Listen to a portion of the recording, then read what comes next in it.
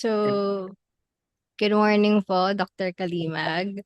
I am Diane Villena, the Advocacy's co-head for Women's Month of the Philippine Medical Students Association. And on behalf of our organization, we would want to thank you po for the opportunity to interview you as one of our feature figures for our project this Women's Month. And I'm deeply honored, no? And I feel privileged to be able to share my story. Okay, so let's begin na po. You Okay. ready po? Well, I will share my slides. Can you make me co-host? Oh, sure. Wait lang po. Here you go. Okay na po.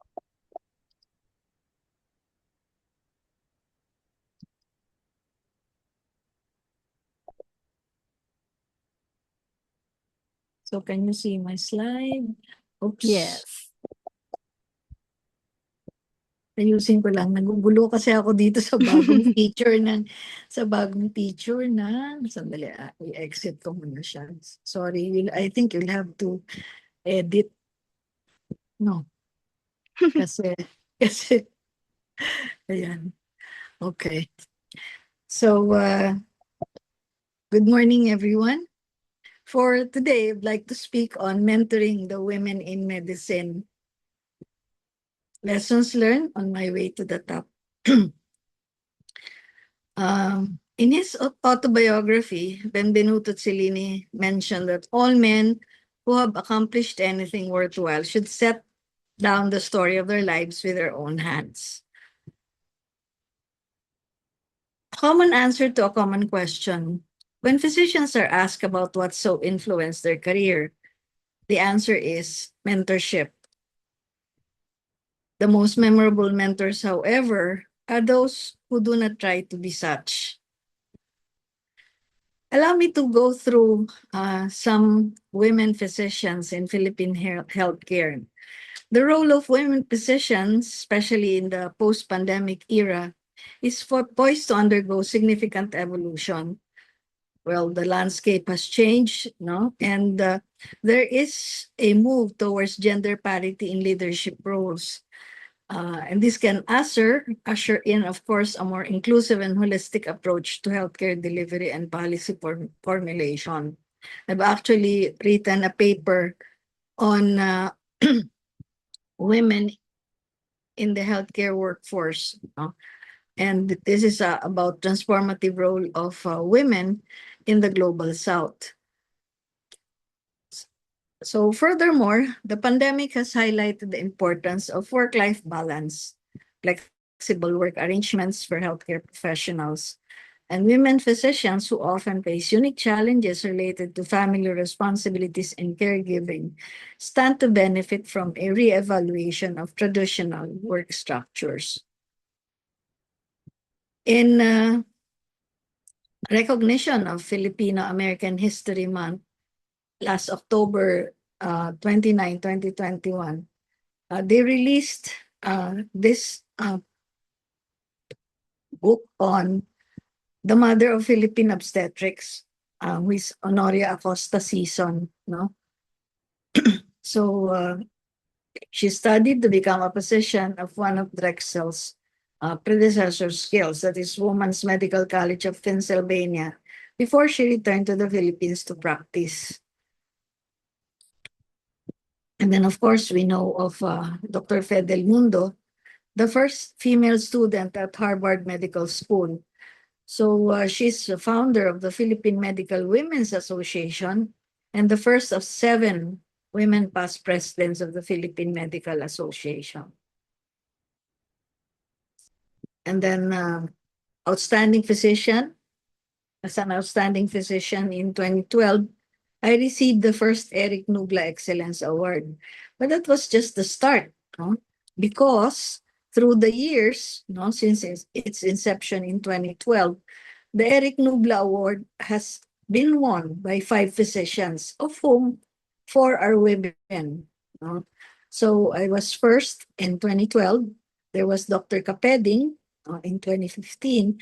That was even before COVID-19, where she had a major role in the campaign no, against COVID-19. Dr. Jose Florencio F. La Peña was 6th Eric Nubla Awardee in 2017.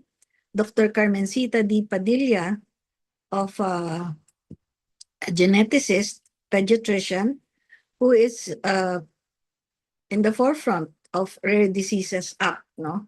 And the one who actually pushed for the law that initiated the newborn screening. And then, of course, Celia C. Carlos, 11th Nubla awardee, also because of the COVID-19 pandemic. So our story could be the key that unlocks someone else's prison.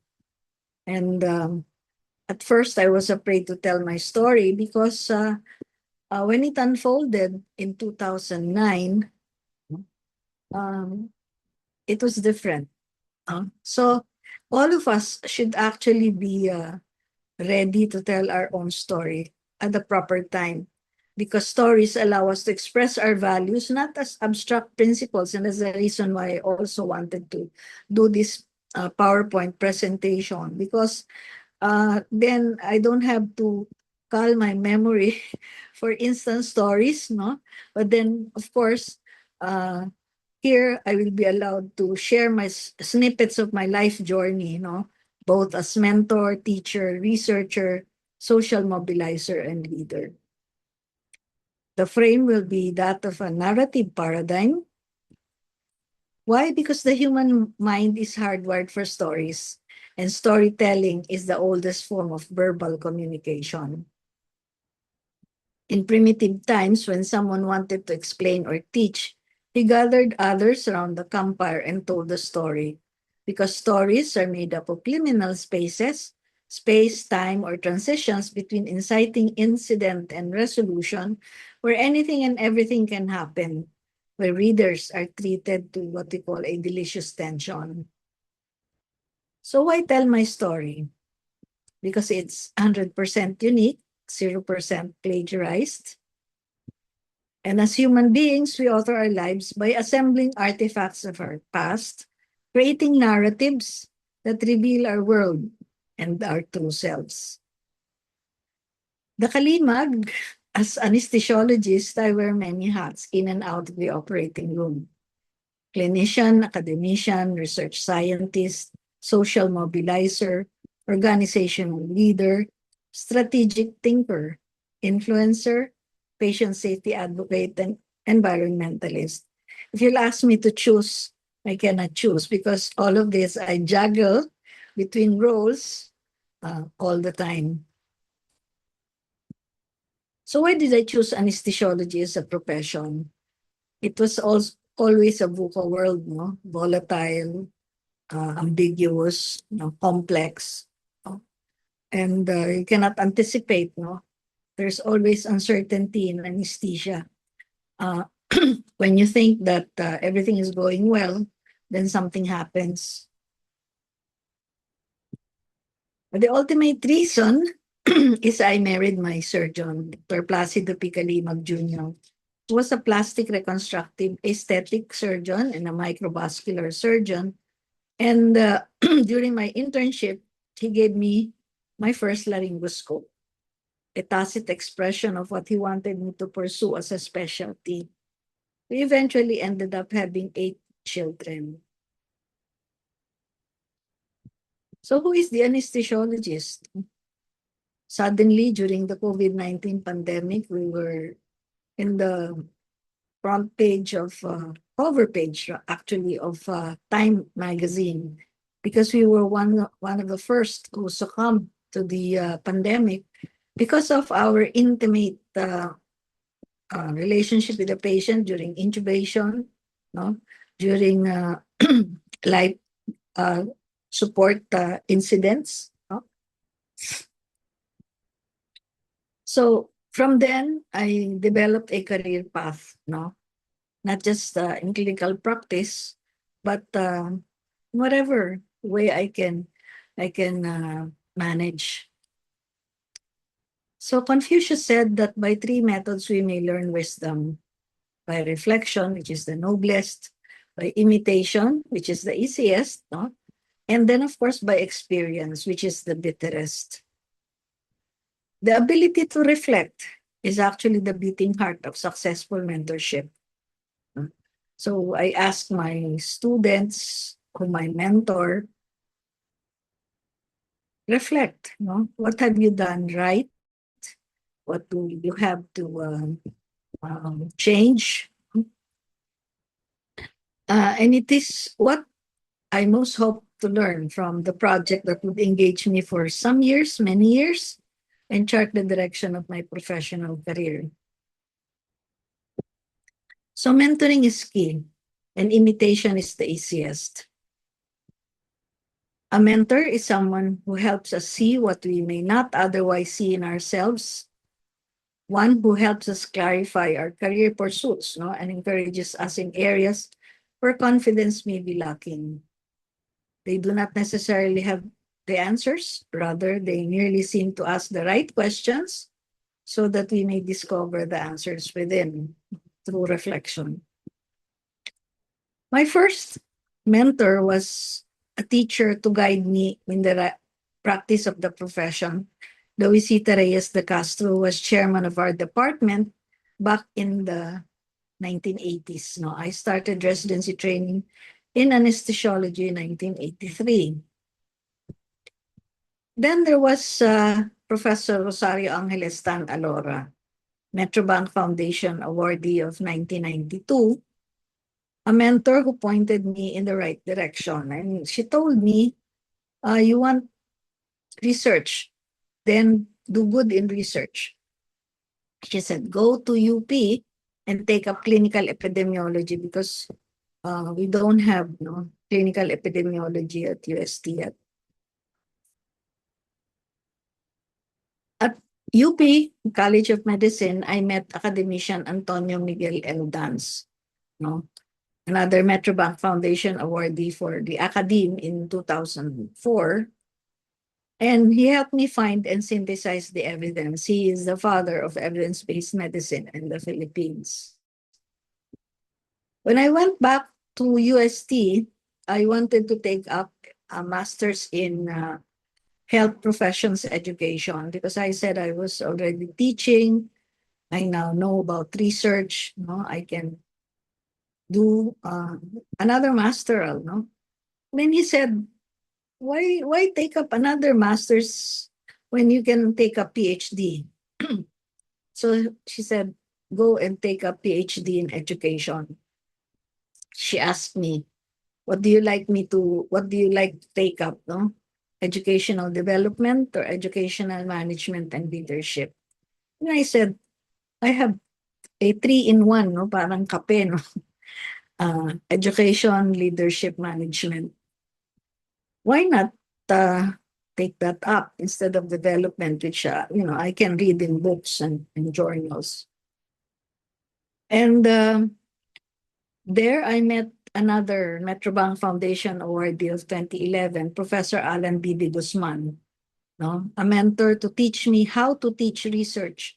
Remember, I have already a master's in clinical epidemiology, but Professor Alan de Guzman taught me how to do qualitative research and how to teach it. No?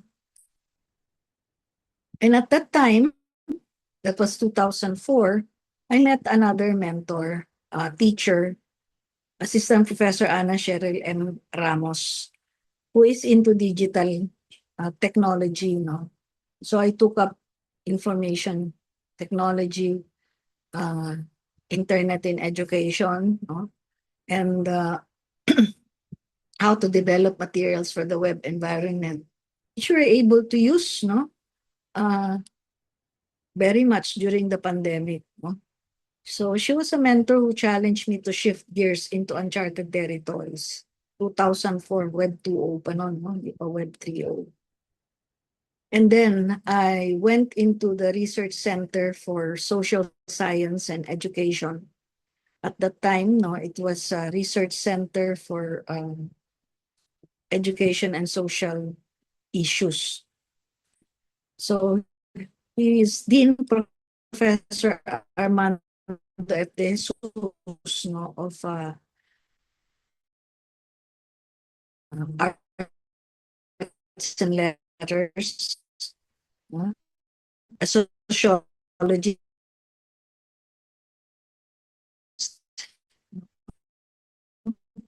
who showed me the ways of people. So, and the author art book. I'm sorry, Doc, but you're starting to be choppy po.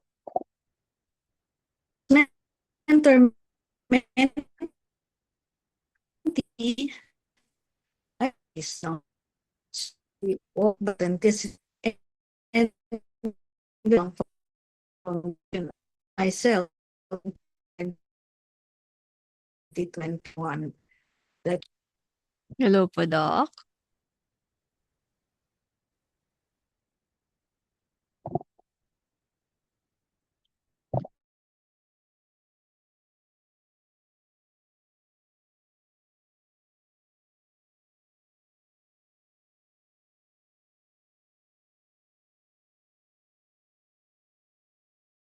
Professor Armando. So Professor Armando F. De Jesus, no, was Dean of the UST Faculty of Arts and Letters. And from him, I learned about sociology, no, the ways of people. We co-authored several articles together, no, and we even did a book. And of course, as mentor-mentee, no, I found myself also winning the Metrobank Foundation Award in 2021, just after the pandemic. Gaya-gaya lang ako. So experience is the bitterest and knowledge is far superior and many times more useful than bookish knowledge, according to Mahatma Gandhi. Now, the next question is mentoring leaders at work, different from mentoring leaders at home. Remember that empowerment is key at home and at work. A mentor is an experienced and trusted advisor, experienced in your own profession, who uses that knowledge and experience to counsel those more junior in life or experience. They are a mirror in that they enable the mentee to see themselves more clearly. Mentors help us, no, see what we may not see in ourselves. They help us determine our strengths and bring to light what sets us apart from those around us. And mentorship in medicine can occur at any stage of one's career, but is particularly important as it pertains to medical students and trainees. So if you will notice through the years, no, I've had different mentors to follow, and it never stopped even after med school, no. It went on until residency training and on to my the pursuit of my career in life. I had to reinvent myself, no, in order to be relevant. Now, take note of that. That is a lesson that everybody should learn. We cannot be stagnant. We have to reinvent ourselves. And in spite of all the accolades that come my way, however, my greatest achievement in life is being wife and mother. And I thank God for having given me the chance to be have a fruitful and full life with Dr. Placido Calimag Jr. We blazed a similar career path, and we are loving parents to our brood of 8 children. We inspired them to focus and excel in their studies and in their chosen field of specialization. As they are growing up, they love watching the Mighty Ducks, and we would tell them our tagline is the Kalimags fly together, soaring high. So whenever things get hard, no, the kids would say, the Kalimags fly together, soaring high. So ganito kami noon, paano kami ngayon, no? Ganito na kami ngayon, no? So there are 8 Kalimag doctors, no? Following our footsteps, no? With the different specialties and subspecialties. So most of them are already double boarded, no?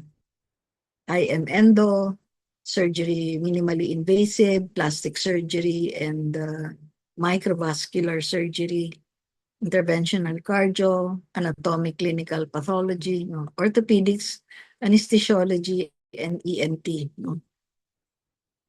So this is our family legacy.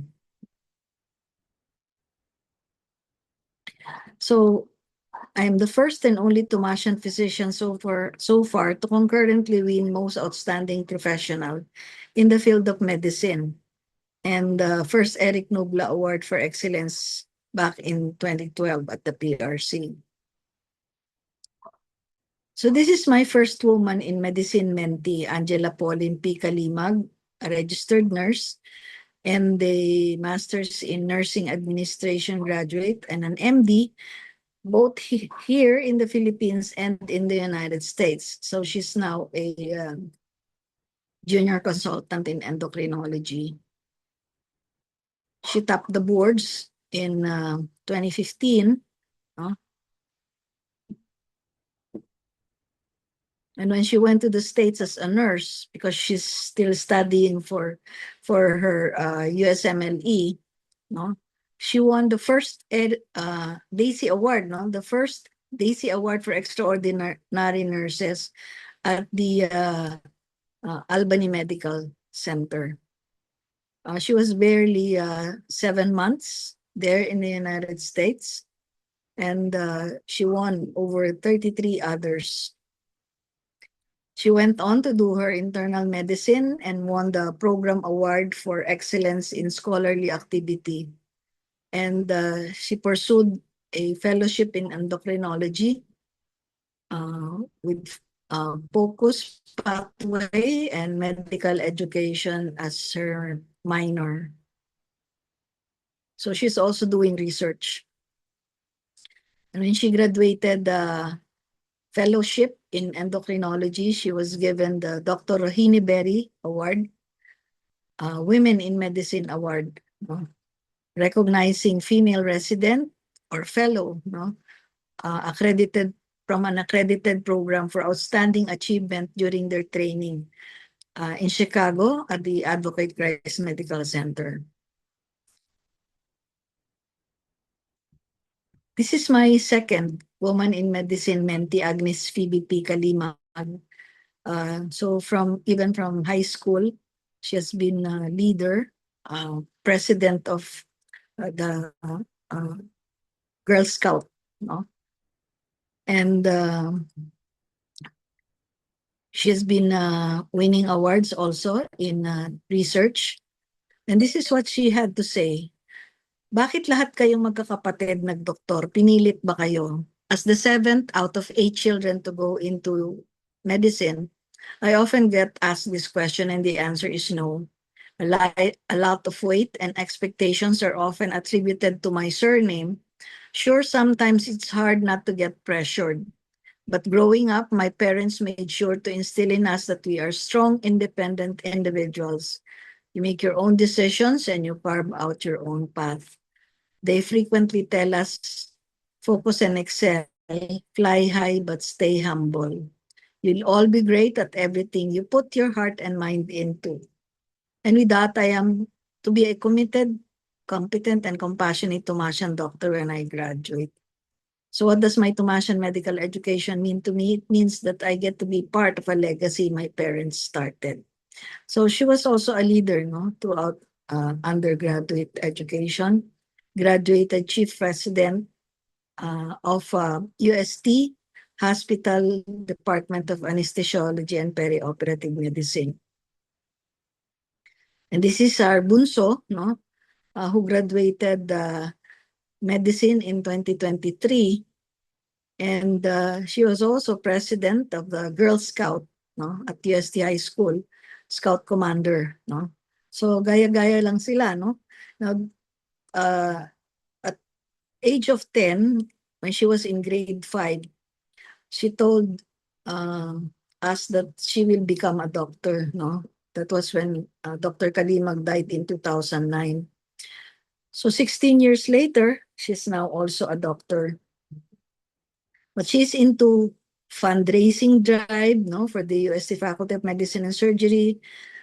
She's a social mobilizer as well, going into community service even as a student, no, and even in med school. So gaya-gaya lang sila, no? So the Kalimags fly together, soaring high, no, is good because flying you can do it only by yourself. You have to do it, no? And like the mighty ducks, you can be the wind beneath each other's wings. So we love doing the bee formation as well. So this is the lesson of the wild ducks. The formation can extend the flying range of the ducks so that they can fly 70% farther than if they flew alone. A lesson in resilience. The strongest flyers will take the lead, a lesson in responsibility. The ducks from behind honk to encourage the ones in front to keep up their speed, a lesson in reassurance. And when a leader drops back, another duck immediately takes the point position, a lesson in mutual respect.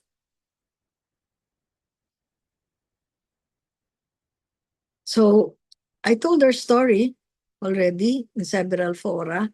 One was at the 2015 American Society of Anesthesiologists Annual Convention in San Diego, California, speaking on balancing family life and career, and with fellow women leaders, no, in the field of anesthesiology in Australia, in the United States. And here, together with other leaders, no, as president of the ASEAN and Oceanic Society of Regional Anesthesia and Pain Medicine, or the AOSRA PM. This was back in 2018. And then again in Mumbai, India, speaking as resource person on women leadership. And at the World Medical Association conference last 2025 October, speaking as resource person on women leadership, as president of the Confederation of Medical Association in Asia and Oceania. So I am now a member on the task force on gender equity and parity in leadership at the World Medical Association. So for all of you young medical students, soon to be doctors, no, I want you to take note, no. We always sharpen the saw, no. Put on everything that you have, no, and all your intellectual skills and all your powers, shall I say, no, to good use. And you can do this only by studying, no, reading. These are the books I read, no. Doesn't have any, the theme is everything that I can lay my hands on, no. So sharpen the saw, study, study, study, because that is always value added to us. Create your own career path, no. Be different and expand your boundaries because that will be your competitive advantage. When you come upon a fork in the road, take it, no. Seize every opportunity.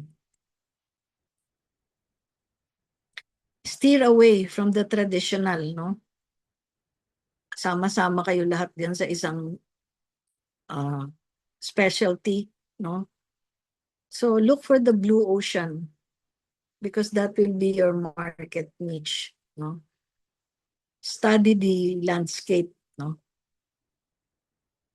So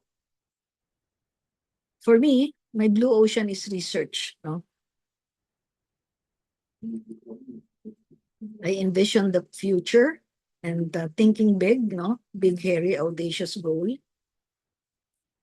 Again, seize the day, boys. Make your lives extraordinary. So seize every opportunity, no. Carpe diem. Create the highest, grandest vision possible for your life because you become what you believe. This is what we call the self-fulfilling prophecy. No?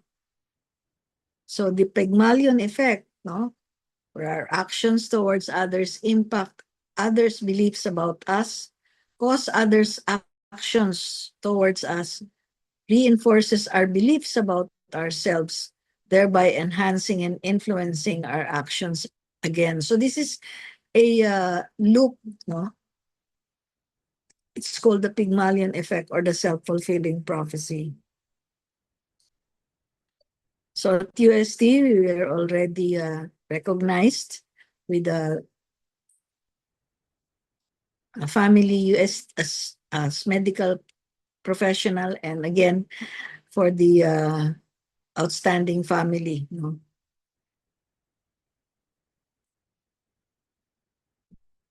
So with the heart of the tiger, we believe we're born to achieve great things. Remember, mentors are a mirror in that they enable the mentee to see themselves more clearly, no? Help them see what they may not see in themselves, no?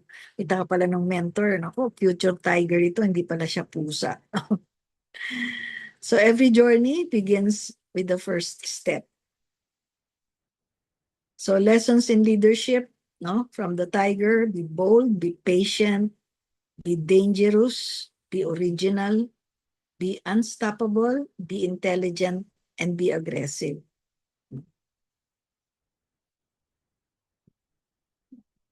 So success is liking yourself, liking what you do and liking how you do it. That is from Maya Angelou, a famous writer, memoirist, editor, essayist, playwright, poet, and a civil rights activist.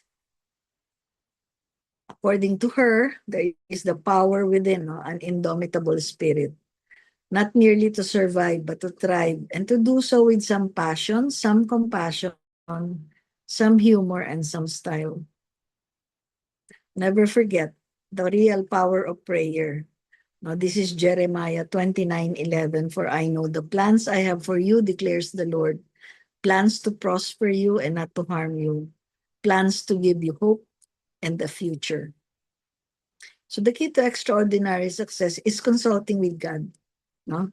Through the power of prayer. So this is 1PMA, Empowering the Filipino Physician for Nation Building. So I've led the PMA for 4 terms as president, no? And again, from Maya Angelou, there is no greater agony than bearing an untold story inside you.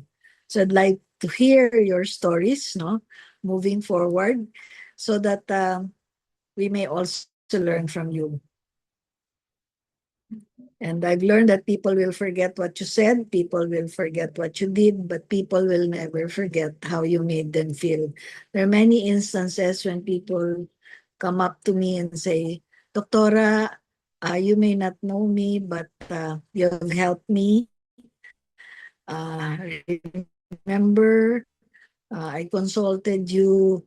Oh, yes, I remember you. You consulted me about this and that during the convention of the society back in maybe 2016, no? Doctora, I already got the post, ganyan, ganyan. So it's really all about believing in ourselves, no? So we think we just need a little push, but then after that, everything else is up to us. Flying, no? Soaring high is up to each and every one of us. So share your story. Thank you very much. Thank you so much, Doc, for that amazing um presentation. Sabi. No, I'm just in Sandali. awe. Tanggalin ko lang yung share Sure po. so I can see Ayan. you. No, I'm really in awe of the presentation, Tita Doc. And thank you for sharing the Kalimag legacy that you've mentioned. So beautiful. Personally, I myself am a registered nurse, and seeing one of your daughter being a registered nurse Three, herself. Yeah. three of The them rest are po are actually, MTs din, 'di ba po? 5 RNTs at saka 3 RNs, the plastic surgeon and the interventional cardiologist at Heart Center are also nurses, no? Pero sa kanila, si Polly ng una na nurse, no? And then she went into the States. So, she wanted it that way. So, kaya ganun. Ang galing. So, pwede ka din. Oo nga po eh. Really, really inspiring po. It also made me self-reflect din po, being a first year med student. It made me see na our formation as healers begins long before the title of a medical doctor. So, with that said, I have a Yes. few follow-up questions po based from your beautiful presentation. Okay. So first po, Tita Doc, you amazingly described the wild duck formation and how mentorship is the beating heart of success. So in your experience po as a leader, how can this formation be used not just for individual excellence, but also as a collective force for societal change? Specifically, here in the Philippines, systemic barriers that Filipino women face today.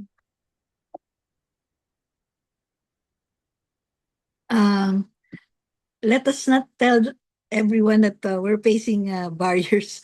We just surmounting challenges, di ba? Mhm. So a play of words uh, mean a lot also.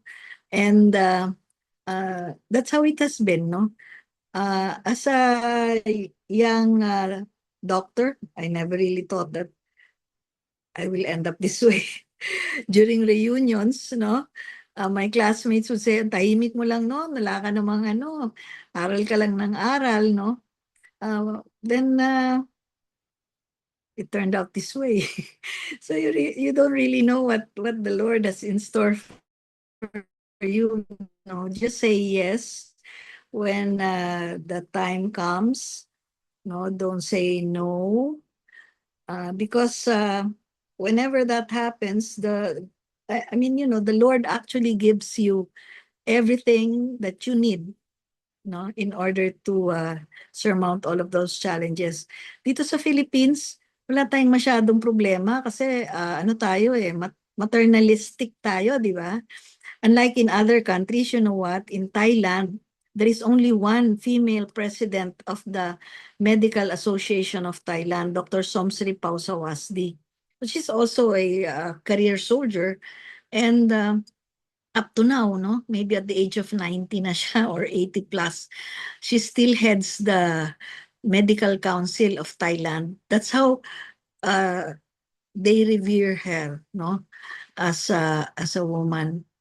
In Malaysia, for a long time, by the way, Dr. Somsi Pausawasdi is also an anesthesiologist. And then Dr. Mary Cardosa of Malaysia, for a long time, she was only one female president as well. She's also an anesthesiologist. No? And then now we have another one, no, who came after her. Um, so all the rest, Taiwan, well, Vietnam has several, I think, women presidents, no? But the Philippines has one of the most. But even then, no, 7 out of maybe 90 other male presidents. So, uh, um, well, it's really all about, I think, proving yourself, whatever, and taking on the challenge, no? Tapos may parallel ano tayo, the Philippine Medical Women's Association. Yun, talaga lahat women leaders, di ba? Yes, opo. Oo nga naman. Um, my my second question po is, let's go back to your children and how they all chose medicine. So, beyond clinical excellence, how have you mentored your children to carry the legacy of a servant leader naman? One who isn't afraid to dare to struggle for the rights of the marginalized patients that they serve. Well, I guess it's also all about, di ba, imitation Mhm. is the easiest. So they see how I work maybe, and that's the reason why even dad naman kasi, Dr. Kalimag was into community service before he died. Actually, he died during Yolanda, no, serving the uh, ano, no, not Yolanda, yung ba tong isa? Yung sa Manila, Ondoy, no? Serving the people of Marikina, no, who was most devastated during Ondoy in 2009. So, uh, even while there were students, they go on missions with us, no? And then, alam nila, no? So, even yung bunso, di ba, I showed you how we go around doing lay fora, no? So, yung mga ganon, no? So, they have their own leadership acumen as well. You might say that. So, gaya lang sila. Lahat sila ganun eh. We don't push them. They just follow. They just fly. Ah, yes. Okay. My final question, Doc. Being a mentor yourself po, um, you've led the PMA for multiple terms, and now you are currently a member of international organizations as well. So, when you look po at the next generation of Filipina doctors, how do we move from reinventing ourselves as individuals to reinventing a system that truly serves the interests of the people?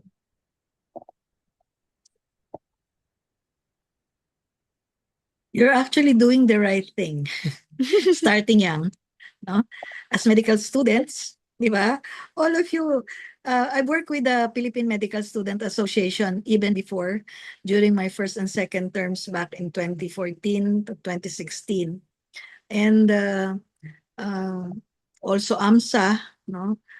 And there are a lot of you there, no, women leaders starting young, no, and we really want you to step up, follow our example. Do not be afraid. As I've said, no, everything starts with a growth mindset. Kasi if we say no, it is our mind telling us don't go there, no, because you'll encounter hardships. Pero, you know, things eventually become okay, no? And then, if you really want, no, if we really want to be successful, uh, take on an advocacy. Mm. Advocacy tayo, no? Kasi it is the one that will perpetuate our work, no? Ang daming sakit na pwede nating tutukan, no? 'Di ba? TB, since the 1920s, andyan na. Hanggang Yes ngayon, di po. pa natin nasugpo. Dengue, no? Lamok. Uh, and then, of course, the lifestyle diseases, no? Diabetes, Mhm. hypertension, and everything. There's still so much to do. And of course, like the advocacy that I started on reaching the unreached, no? Uh, taking care of our vulnerable population, the indigenous peoples. No? So, marami pang gagawin.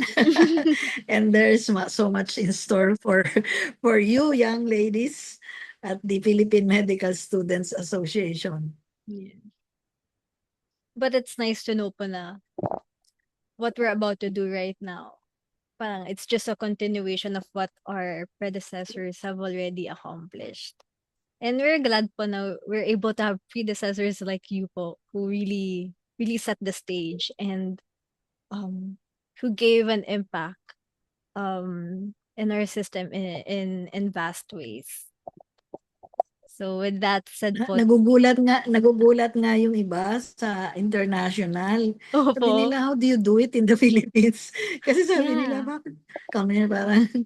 And also at the World Medical Association, one of the first woman, Margaret Mong Herrera, was a psychiatrist. So minority siya when it comes to specialty, di ba? At the same time, she's from Uganda. And then she's mm, woman. She's one of the first who actually set the stage. So, I mean, even us in the regions, we're not afraid anymore to step really go up. in and share our Mhm. story. Yeah, share our story. So thank you so much for giving me this opportunity. Thank you as well po, Tita Doc. That ends our interview for our Women's Month feature. Thank you po. Bahala ka na